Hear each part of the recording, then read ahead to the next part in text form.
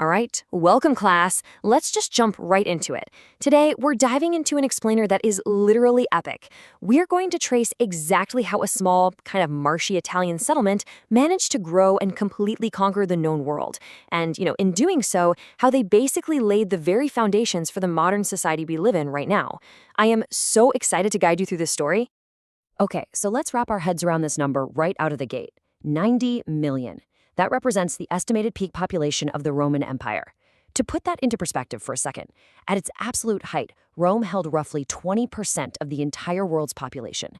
I mean, from the rainy coasts of Britain all the way to the deserts of Arabia, 1 in 5 people on Earth lived under Roman rule. So how did they pull that off? Let's find out. Now, we have 22 centuries of history to cover in this explainer, so we'll break it down into these 5 parts. First, the rise of the Republic. Second, the life of a Roman soldier. Third, daily life in the city. Fourth, how the Republic becomes an empire. And finally, the fall and legacy. Starting off with Section 1, the rise of the Republic. It's kind of wild to think about the sheer chronological scale of Roman history. You've heard the saying, Rome wasn't built in a day. Well, it didn't fall in one either. They start as a kingdom way back in 753 BC, overthrow their kings to form a mixed constitutional republic in 509 BC, and eventually transform into an autocratic empire in 27 BC. The western half of that empire falls in 476 AD, but incredibly, the eastern half survives for almost another 1,000 years until 1453. It is literally the longest-lived political creation in human history. But wait, how do we actually know all of this? Historians aren't just making educated guesses. They rely heavily on surviving primary sources. We have ancient writers, like the annalist Livy, and historical fragments from figures like Valerius and Antius that historians painstakingly analyze to piece together those early days. Without these primary texts, our understanding of their culture, their origins, and their monumental rise would just be totally lost to time.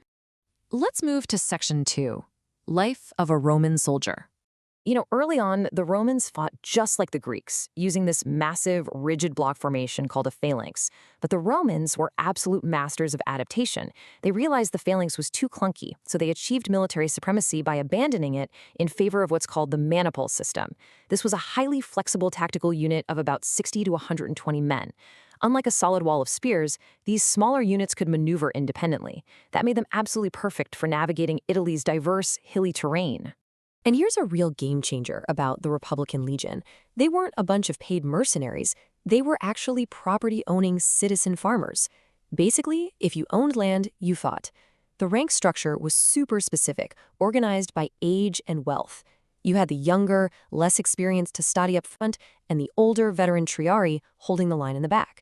And get this, they had to supply their own specialized military equipment, from their throwing javelins right down to their famous short swords. Between their rigorous daily training regimens and the fact that they were literally fighting for the safety of their own homeland, they possessed an unmatched discipline. Which brings us to Section 3, Daily Life in the City. Step off the battlefield and into Rome, a bustling city of over 1 million people. And society here was deeply, deeply divided by class. The patrician elite, the senators and wealthy equestrians, lived large.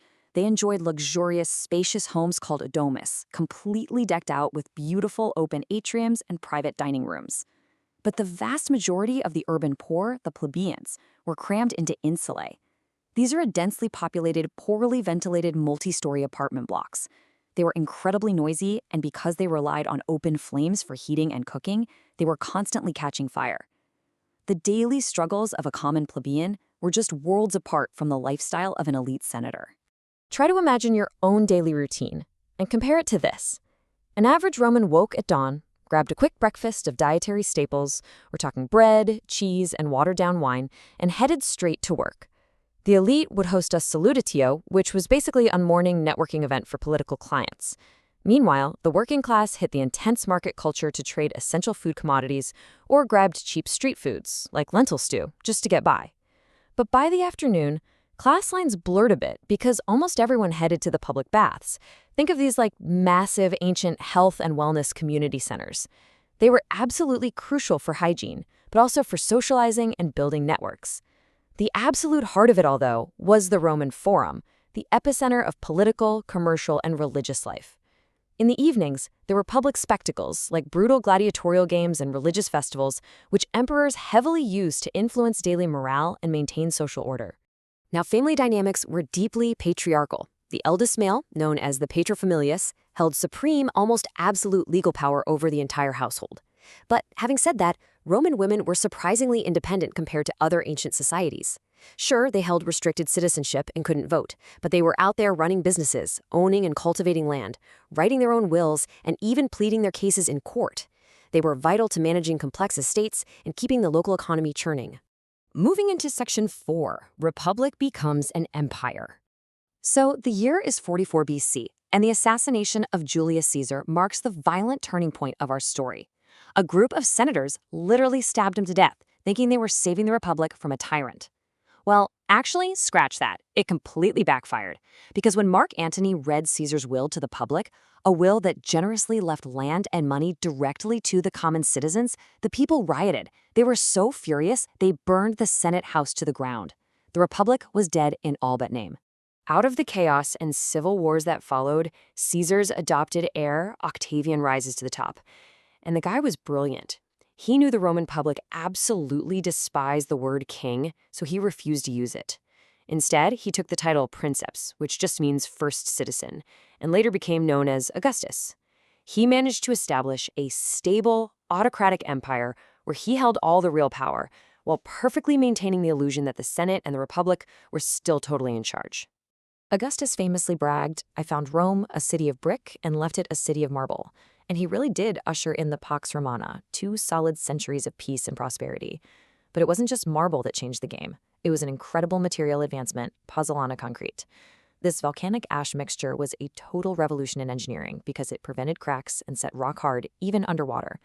Roman builders moved away from the old, limited post and lintel systems. By combining specialized masonry tools, the structural efficiency of Roman arches, and this super strong pozzolana concrete, they built monumental stuff. We're talking massive aqueducts and expansive, durable public domes like the Pantheon, which somehow created these gigantic interior spaces without needing a single supporting column. It forever changed urban design. Let's look at Section 5, the fall and legacy. By the 4th and 5th centuries, this massive engine of Rome started to sputter. It was decaying from the inside out. You had rampant political corruption, terrible economic crises, and severe internal class conflicts tearing the state apart. At the same time, the military completely changed. Instead of those loyal citizen farmers, Rome started relying heavily on foederati, which were allied Germanic barbarian troops. These mercenaries were often loyal to their specific commanders and a paycheck, not to the actual idea of Rome. And that all comes to a head in the year 476 AD. This is the date historians traditionally use for the fall of the Western Roman Empire. A barbarian general named Odoacer marched into Italy, deposed a kid named Romulus Augustus, who was the emperor at the time, and just didn't replace him. He sent the imperial regalia to the east, and the Western Empire quietly ceased to exist as a political entity.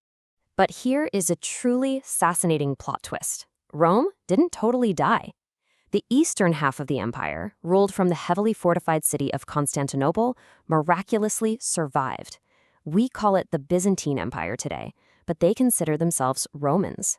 And they kept that Roman flame burning for nearly another 1,000 years, finally falling to the Ottomans in 1453 AD. Even though the political state dissolved, the cultural and legal legacy of Rome became the absolute backbone of Western civilization. Through the Corpus Juris Civilis, Justinian's law code, they passed down the very foundations of modern civil law in Europe. When you look at modern democratic systems today, concepts like legally binding contracts, property rights, and the core ideal of equality before the law, all of that traces directly back to ancient Rome. Even their urban planning still deeply influences how we design modern civic spaces today. So, class, I want to leave you with a provocative thought to chew on as we wrap up this explainer. If the ghosts of ancient Rome still dictate our modern social laws, if we still gather in plazas inspired by their forums, and if we still marvel at modern domes built on their engineering techniques, did the Roman Empire ever actually fall? Or did it just become the world we live in today? Thanks so much for exploring this incredible history with me, and I'll catch you in the next explainer.